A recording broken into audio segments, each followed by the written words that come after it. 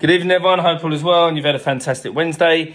Now, before you get there, I want to go through something that came out in the news, the economic news today, and that is the CPI figures for the US, which is the Consumer Price Index, which is a measure of inflation. All right, so we've got the figures here. I'm going to go through that in a minute. Now, why the US CPI?